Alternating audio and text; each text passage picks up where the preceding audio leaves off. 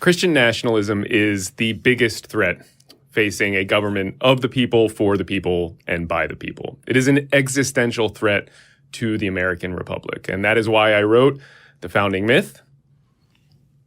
Now, if you don't know what Christian nationalism is, and most people probably don't, it is the idea that the United States was founded as a Christian nation, that we are based on Judeo-Christian principles, and importantly, that we have strayed from that foundation, right? That we've gotten away from that godly founding and we need to return to it.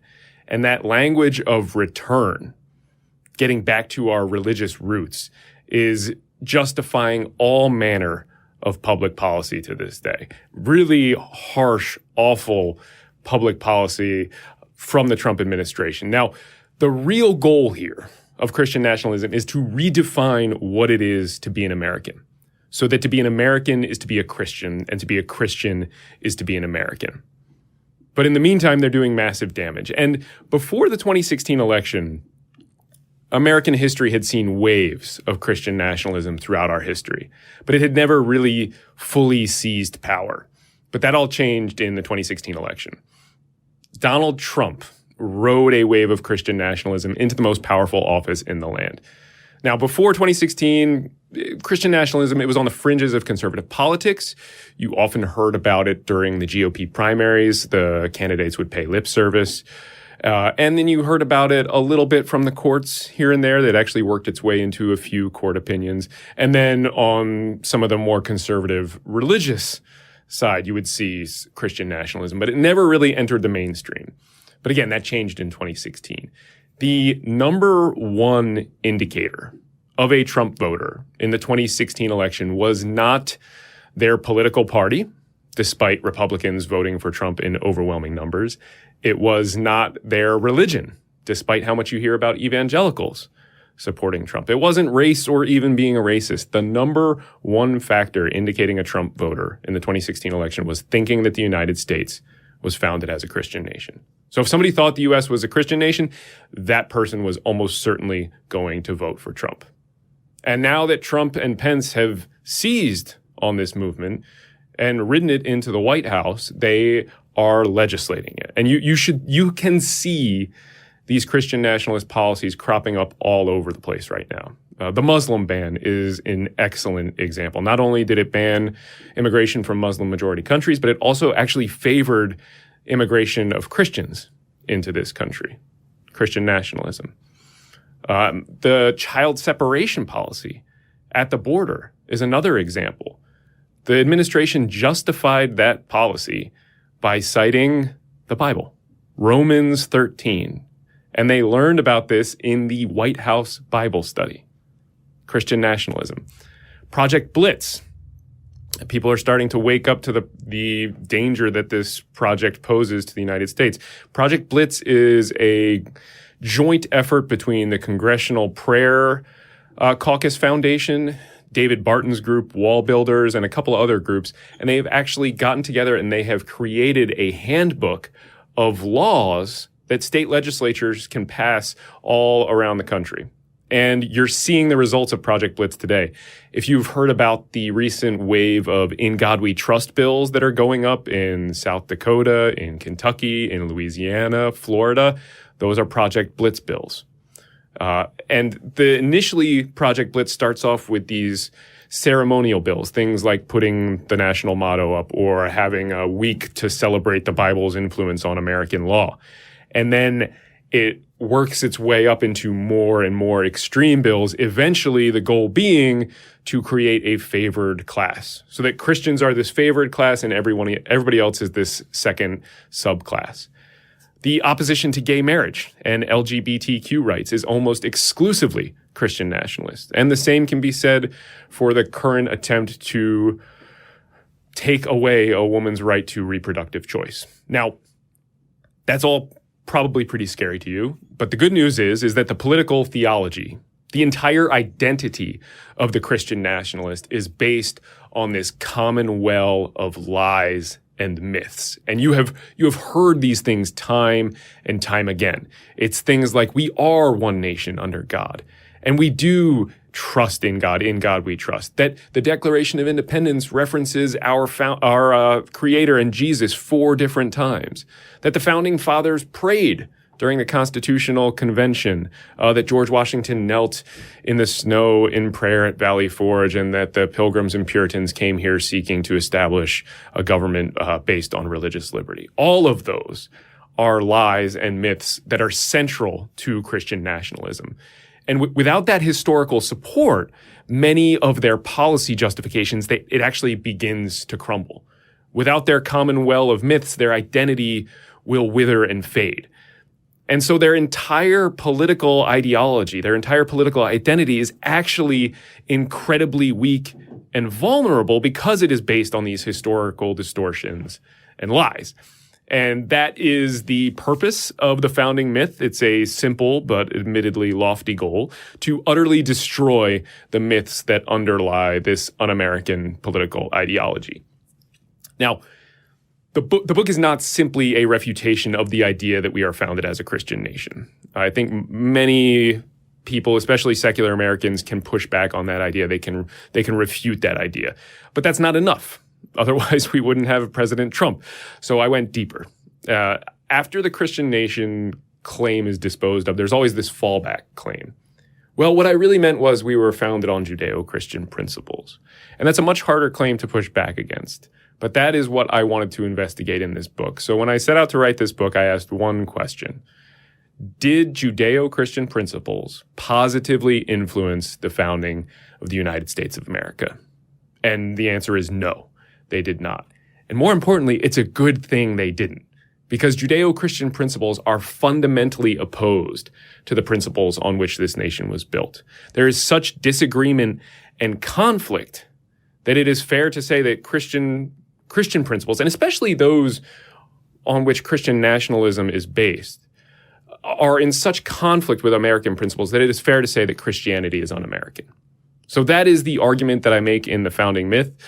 It also happens to be the truth, so I've got that going for me. And to make the argument, I kind of broke the book up into 4 digestible parts. And I apologize to the people in the audience and watching now if you are a recovering Christian or a recovering churchgoer. We are going to have a few readings today. Hopefully it won't give you PTSD. The first part of the book is all about the founding fathers themselves. It's about the Declaration of Independence and about the colonies. So it's all about our history before the Constitution, before there was a First Amendment that actually separated state and church.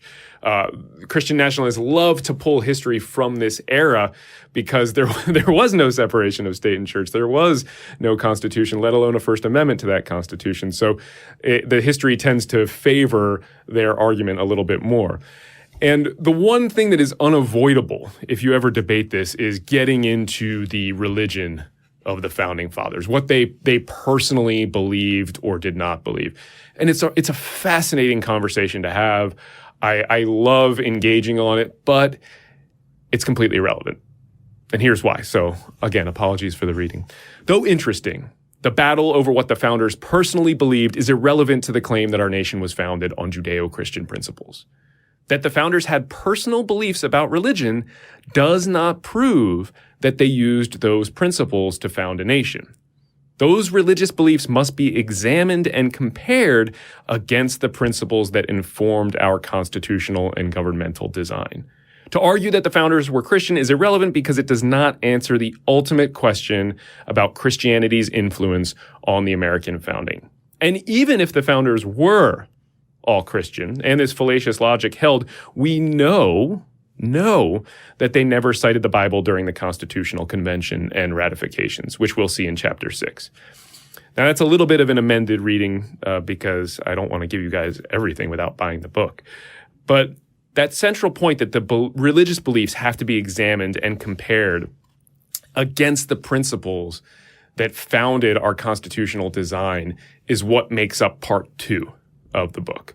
So in part 2 of the book, I actually walk through those principles that you can find in the Bible that are central to Christianity, and I compare them to our founding principles. So because I'm a lawyer, I thought I would be clever. I called it United States versus the Bible. United States would be the Bible, like it's a case name. Lawyers aren't funny. Apologies for that. And I actually walk through every single one of these central principles, including things like the idea of hell, which is properly a Christian principle. It's not even Judeo-Christian. And I compare that to the idea embodied in our Eighth Amendment, the prohibition on cruel and unusual punishment. I look at the Golden Rule. And I'm going to do a short reading from chapter 10, which is called Redemption and Original Sin, or Personal Responsibility and the Presumption of Innocence. And remember, what I'm trying to show here is that the principles of Judeo-Christianity, they're fundamentally opposed to the principles on which this nation was built. The American system of government and justice, and perhaps our entire society, rest on the principle that people are personally responsible for their actions.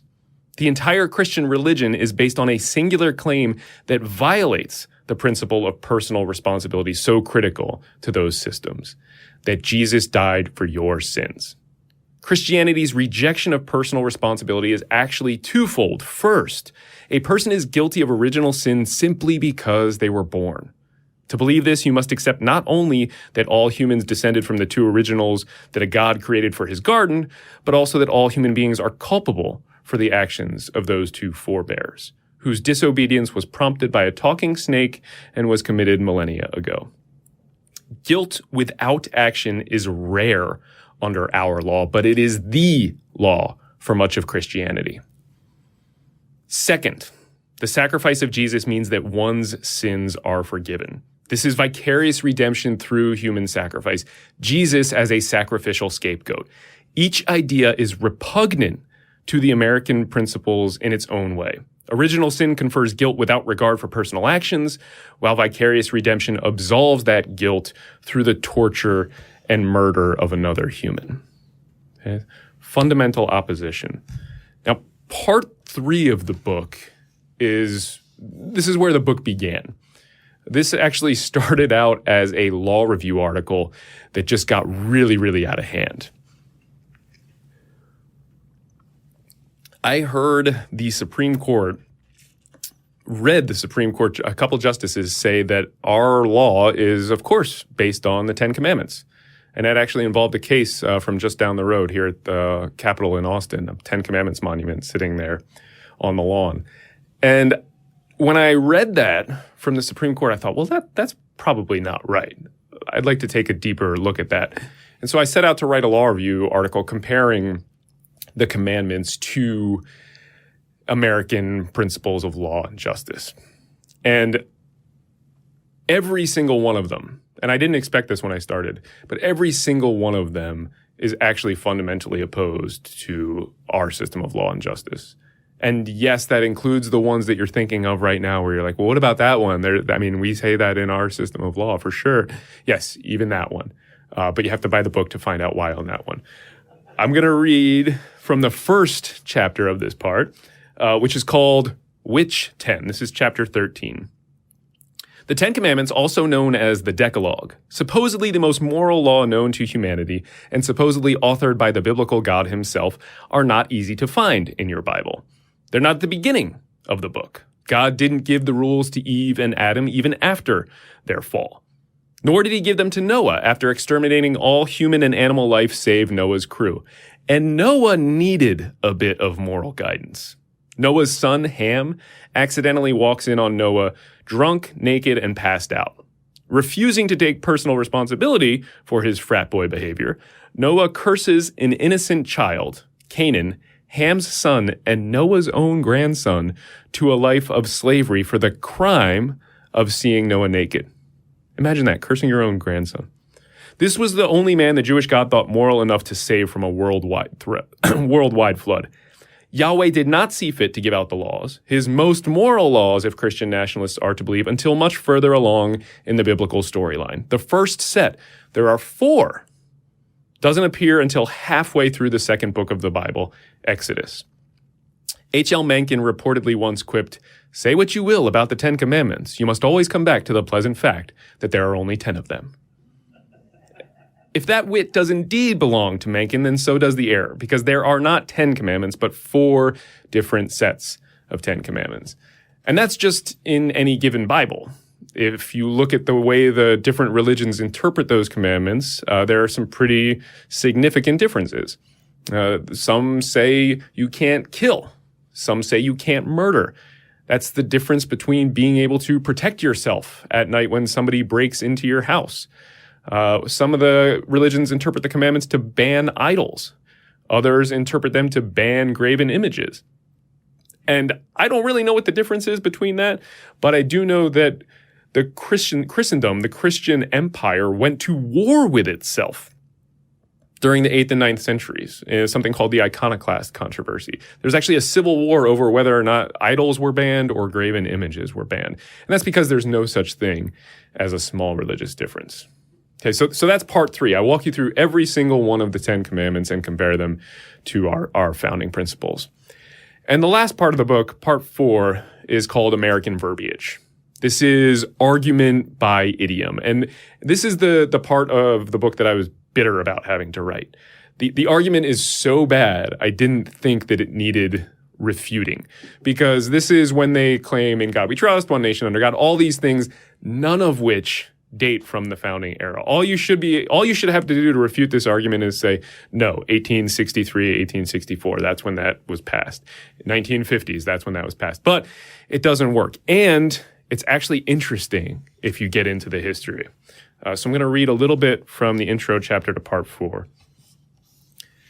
In God we trust, one nation under God, God bless America. These tidbits are not historical so much as they are rhetorical. Their tardiness precludes arguments that they somehow prove the founding ideology, but it's worth analyzing how the verbiage entered the American vernacular because doing so reveals something interesting about Christian nationalism. Christian nationalists take advantage of times of fear and use them to impose their God on everyone. And when doing so, they often destroy earlier unifying messages with their new divisive message. Christian nationalists ignore this logic and they recite these religious idioms, each more delinquent relative to the founding than the next, to bolster their argument. In each instance, the truant language entered the American vernacular during times of fear and national crisis, during a war in one case, and in another case at a time when witch hunters were looking for nonconformists and non-Christians, while big business was peddling religion to repeal regulations. In the final instance, the intent was to cover the most notorious presidential crimes ever committed. And the book went to press before the Mueller report was released, so grain of salt on that last line. But this is what makes the founding myth different. Previous books have offered a gentle correction to the Christian nationalist. This is what history actually tells us. Here's what the founding fathers actually said if you read their whole letter. This is what they actually meant. And they've kind of left it at that. But correction is not enough. Facts are not enough. Otherwise, we wouldn't have President Trump. So pointing out errors is insufficient. Now, the founding myth does that, but then it takes the next step. It goes on the offensive. This book is an assault on the Christian nationalist identity. Not only are Christian nationalists wrong, their beliefs and identity run counter to the ideals on which this nation was founded. They are un-American. Thank you. And I am happy to take questions now. And I don't know how we're going to do this. When are you running for political office?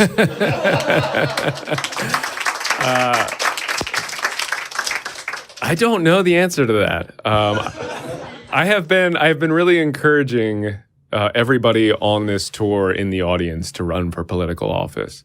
In the 1970s and 80s, the religious right, what I call Christian nationalists, this early wave of Christian nationalism really pushed all of their followers to go out and run for the lowest offices they could find, county clerk, school board, things like that.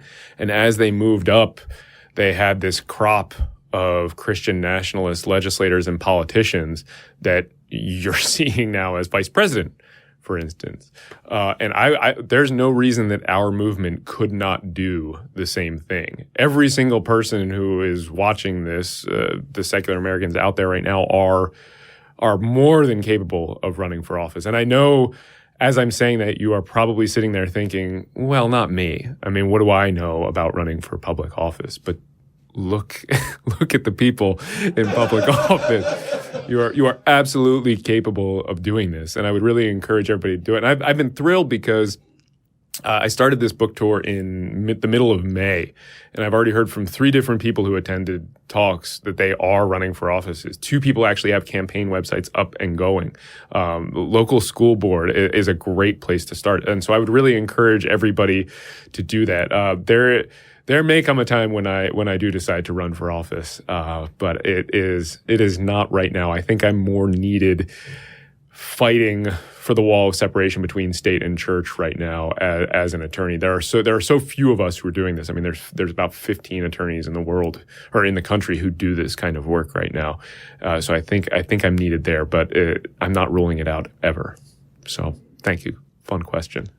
And I've got a question here that I'll ask, which is, what kind of reactions has your book gotten from the evangelical community? It's about kind of what you would expect. There's an evangelical historian who supposedly, I haven't had a chance to read it yet. A couple of the legal fellows at the office were saying he wrote a pretty mean review about the book, but that it was all just nitpicking. He didn't actually engage on any of the major arguments. There have been a few people on Amazon who are very clearly Christian nationalists or evangelicals, and they write, I have not read this book, I have not bought this book, and I never will, but it's terrible and it's propaganda. So I mean, it's kind of. I mean, they don't read their Bible. I don't know why I would expect them to read my book. And then I'm going to ask. There's another related question here, which is, Andrew, we get it, but I'm really concerned, knowing that Christian nationalists won't come to listen and accept the facts in your book. You know, what can we do about it? And I think that's probably true for the vast majority of them. But this book, the audience that I'm speaking to is twofold. So first, I'm writing to secular Americans, and my goal is to give you better arguments to fight back against this. Again, facts are not enough. So I'm working to give you much better arguments that I've road tested for 8 years that I know work and that I know can win. And the second group of people that I'm writing to about are that big chunk of middle America, the 50% of Americans that don't really realize this is happening. They can see it, and maybe they're watching The Family on Netflix now and are like, whoa, I had no idea that this was such an issue. I'm trying to wake them up to the danger so that they can help us relegate Christian nationalism back to that fringe from whence it came. So that's the goal. I don't expect to change too many evangelical minds.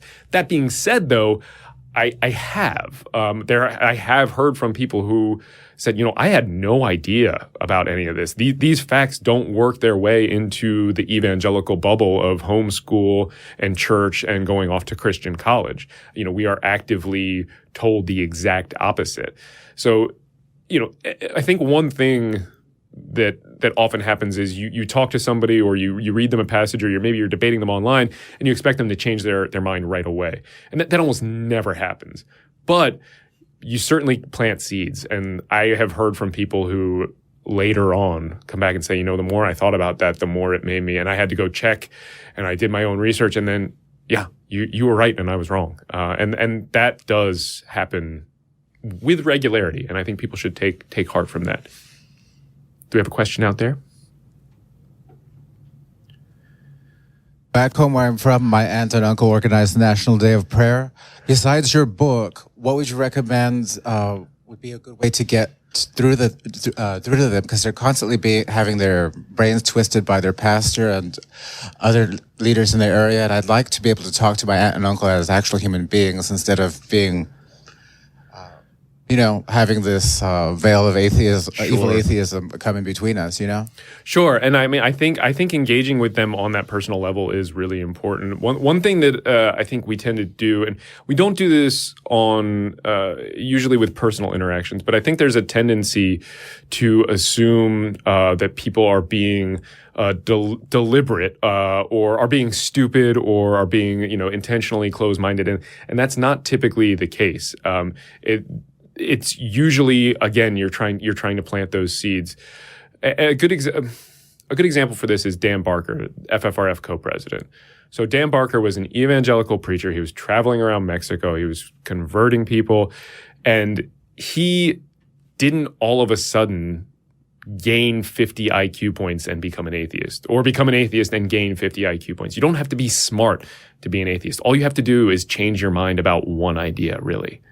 Maybe a series of ideas. So you don't have to be smart. You just have to change your mind. And I think thinking about having your conversations being geared towards just changing somebody's mind about one idea and having that mindset going into it is worthwhile. And especially knowing that you're not going to change their minds probably right there. It's going to be really, really rare. It's going to be a pretty long process. I had an attorney who I was working against at FFRF. He was actually here. He was here in Texas, and I don't remember what the case was, and I wouldn't want to out him anyway. I wrote him a letter explaining that what was happening was a violation and that it needed to stop. And he wrote back and he said, hey, I guess you're probably right on the law, but that stuff you said about, alienating atheists and non-religious children, that was kind of new to me. I don't think we have atheists in our school district. Yeah, you 100% do. I mean, these are the statistics. It's almost certain that you do. And, a lot of people don't feel comfortable. And we got in this conversation, and eventually he said, well, what's a book I could read to better understand this? And every 3, 4, and then it became a year, and then 2 years, he asked me for a book recommendation. And then, 4 years later, he called back and said, yeah, I'm an atheist too now. And so it can absolutely happen, you shouldn't expect it to happen overnight. And I am by no means an expert on having these conversations. I haven't looked into the psychology as much, as like street epistemology and Anthony Magnabosco or anybody has. But I think they are absolutely worth having, and don't get disheartened because people don't change their minds right away, and don't assume that they're stupid because they don't agree with you right away. That'd be my advice. So there's a question here about, what do you make of the awakening of the religious left, as some articles have claimed has happened since Trump's election? Is it a real phenomenon? If so, will it effectively weaken Christian nationalism? There is a pushback among American Christians against Christian nationalism, and I'm thrilled to be able to say that. It was either last week or maybe 2 weeks ago, a group of Christians banded together and they wrote a letter, an open letters against Christian nationalism. They're called Christians Against Christian Nationalism. The only one who I can remember right now off the top of my head is Cornel West, is a part of this group. And I'm thrilled that they are doing that. And I think there has been a little bit of an awakening and a pushback against Trumpism among some of the more liberal Christian sects. But I would also say that, throughout our history, and this is pretty well documented, secular ideas and secular Americans and secular values drag liberal religion into liberal positions. That is historically what happens. And you can see this with things like the abolition movement, with the movement to make divorce acceptable, reproductive choice. It happens all throughout our history. Frederick Douglass wrote that revivals in religion go hand in hand with revivals of the slave trade. Right? He recognized this phenomenon. Martin Luther King wrote his letter from the Birmingham jail to his fellow preachers, who were standing on the sidelines mouthing pious irrelevancies and sanctimonious trivialities while he was doing the work of fighting for civil rights. He often spoke of the church as a taillight instead of being a headlight leading the way on these issues. So, I'm not just making this up and pointing this out as anecdotal. There's good evidence and literature on this. Professor Mark Smith wrote a whole book on this. He said that it's counterintuitive, yes. And he likens it to the tail wagging the dog.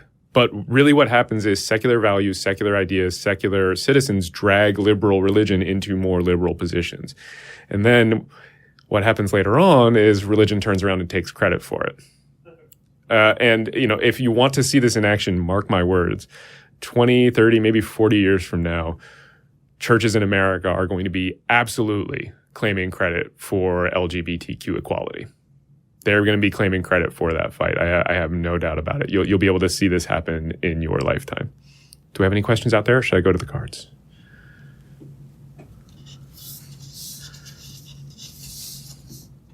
Hi. what kind of relationship do you see between white nationalism, white supremacism, and Christian nationalism? Yeah, the Venn diagram of white nationalism and Christian nationalism is a circle, pretty much. There's been a lot of good work done on Christian nationalism in general by a researcher named Andrew Whitehead out of Clemson, and he's also looked at the ties to Christian nationalism. A lot of this is the authoritarian nature of evangelical religion and of the Bible and the willingness to accept that, and there's a lot of very divisive passages in the Bible. In the Ten Commandments itself, slavery is sanctioned twice. There's a lot of ethno-nationalism in the Bible. So the overlap is pretty substantial. And I would direct you, I think Andrew Whitehead did an interview in the Salt Lake Tribune maybe 2 weeks ago. It was right after the El Paso shooting with their Supreme Court reporter, whose name is Kelsey something. It escapes me right now. But he did a very interesting interview on this subject. And I'm certainly not an expert in white nationalism. I did have a little bit in the book on that.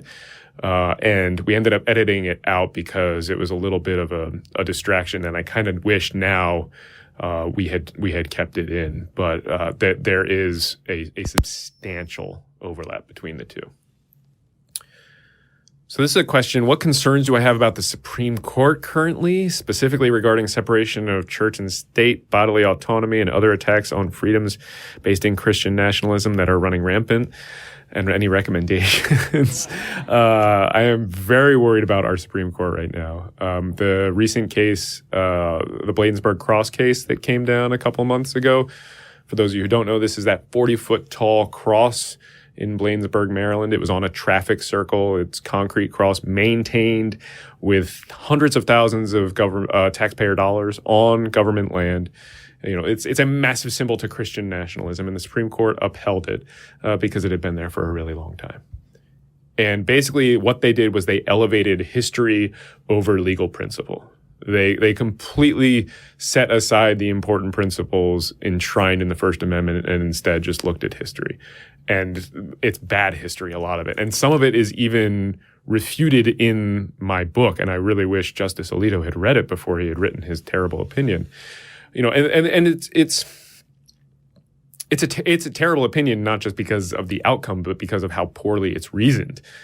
He says that, look, you guys, this cross is 90 years old. 90 years old. We could never know what the people who put the cross up were thinking when they put the cross up.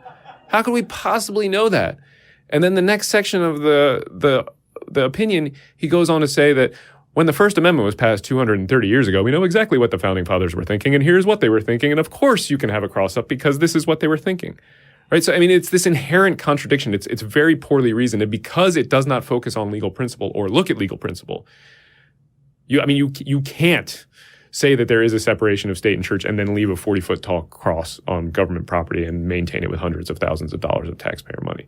So they had to ignore the principle. But because of that, I think the opinion is going to be overturned at some point in our future. It's just a question of when. This Supreme Court has very, very serious problems when it comes to separation of state and church. And that opinion, the idea of looking at history instead of these important constitutional principles, that has actually already begun to infect all the lower courts. We've seen it in, I want to say, 7 cases since then that different groups like FFRF and CFI and American Atheists and Americans United for the Separation of State and Church have brought.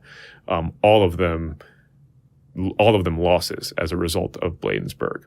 So it's a very bad time. The federal courts are in a bad spot. 150 judges, give or take, have been put in.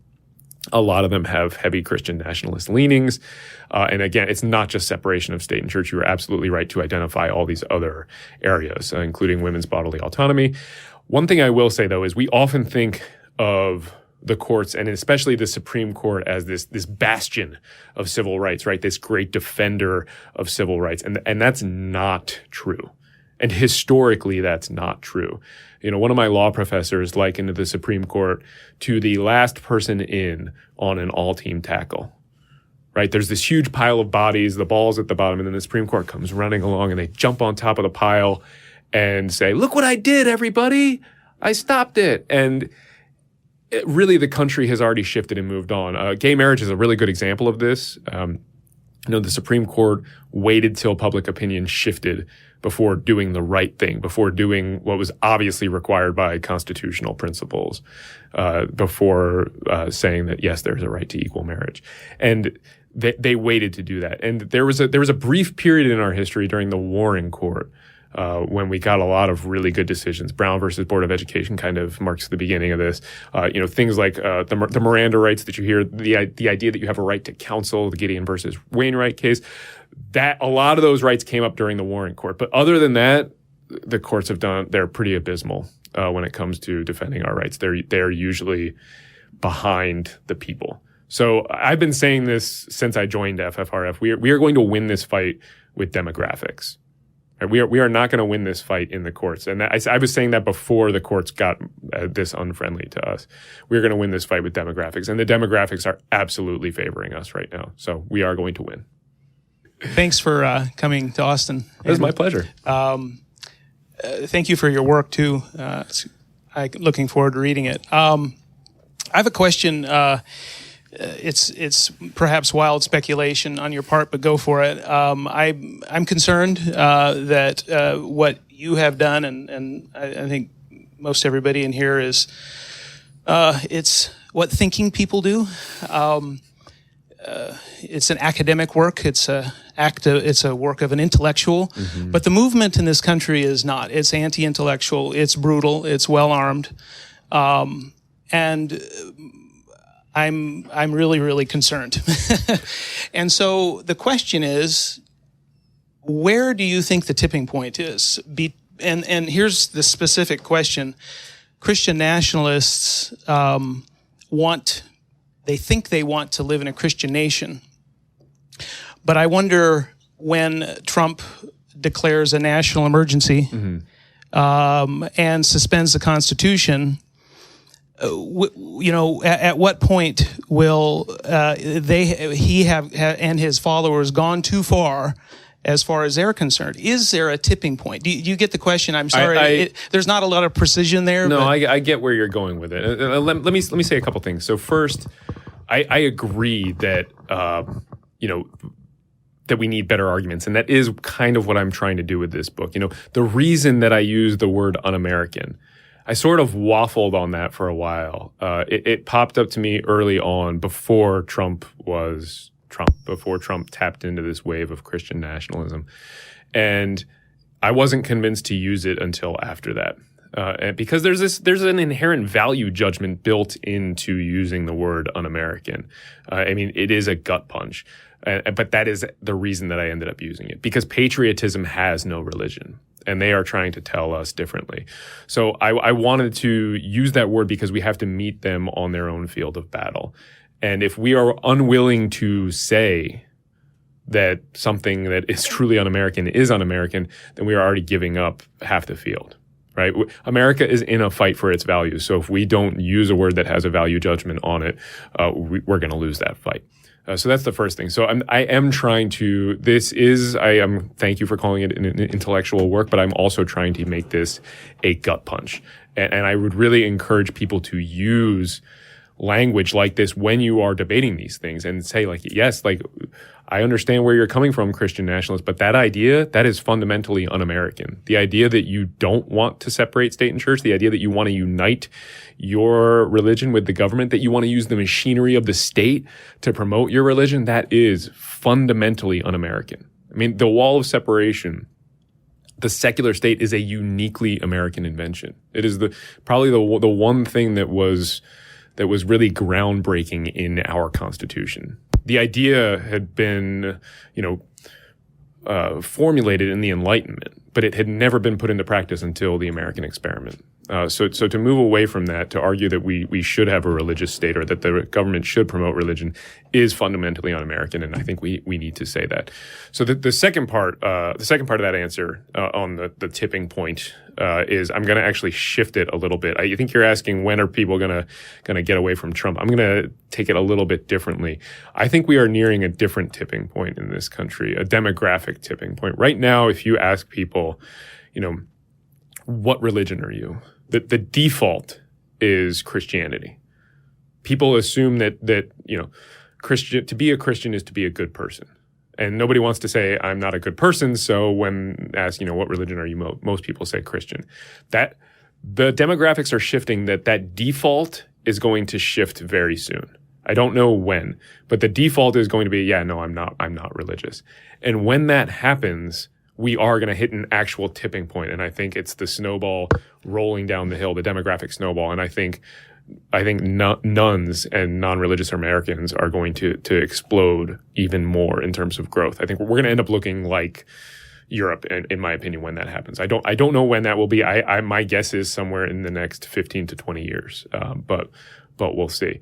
I don't know what to get more specific to your question. I don't know what Trump could do to alienate the Trumpkins. I don't know. I don't know what that would look like.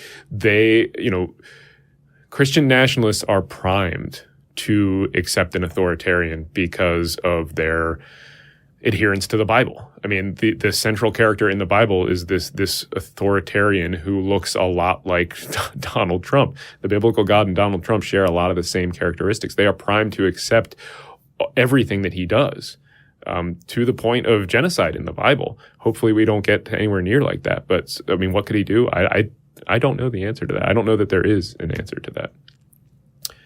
So I have one more question here on the cards, which is about your Attorney General, Ken Paxton, and what you guys can do to stop him. There's a specific question about his justification on a Supreme Court case that I don't want to dive into because it's super fun and interesting, but the details would take a while to explain. What can regular citizens do to push and fight back against your Attorney General?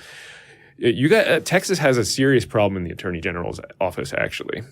There is an anti-FFRF, a group called First Liberty Institute, which is based in Plano, Texas, and it has done a very good job of essentially capturing a lot of your state government, in particular the Attorney General's office. Jeff Mateer is one of your probably the person right below Ken Paxton in the AG's office, and he came from First Liberty Institute. The First Liberty Institute also just got a federal judge put into place here in Texas. Jeff Mateer was nominated for a federal judgeship. We successfully, and by we I mean FFRF, played a major role in successfully stopping him from getting nominated, which I am thrilled to say, and I hope he's watching this. I hope he knows that we made sure he did not get a lifetime appointment on the federal bench. But it is a massive problem, and really you need the only thing you can possibly do, I think, is vote. Though I will say that Ken Paxton is also he's under indictment right now, a criminal indictment. So you could maybe get them to hurry that process along. That might work. But then you also might just get Jeff Mateer moved up to Attorney General. I don't know what the process is like. So I think that's it. Unless anybody else has questions out there. I was wondering, do you think that the Ten Commandment statue in Arkansas is going to stay up whenever it goes to court with Senator Rapert? Or do you think the Baphomet statue will go up as well? What do you feel the outcome will be? I think the most likely outcome on that is that the Ten Commandments monument's unconstitutional. It has to come down. That there's a chance. I can see the way the court would do it, and I don't want to give the other side the argument that I would use because we tend to be better than the other side. So I'm going to keep that to myself. But I could see an argument for keeping it up. But unlike the cross and unlike the other cases that I mentioned that we've lost as a result of that Bladensburg cross case, it went up and was immediately challenged, right? There's no argument that it's been there for 90 years and so that it should remain there. It went up. It was divisive when it went up. There's a few other good indicators that we haven't briefed yet, so I don't want to say about why this is more unconstitutional even than, for instance, a massive cross. So my guess is that will actually be struck down and have to come down. If it's not struck down, I don't know that a court is going to say, yes, you have a right to put up the Baphomet statue. I could see a court going the opposite way on that. We'll see. I mean, it's messy, and that having that pressure of Baphomet out there, if the court doesn't strike down the Ten Commandments, is very, very nice. So it's a really interesting case. I'm excited to see where it goes. All right. Thank you very much, everybody. I really appreciate it.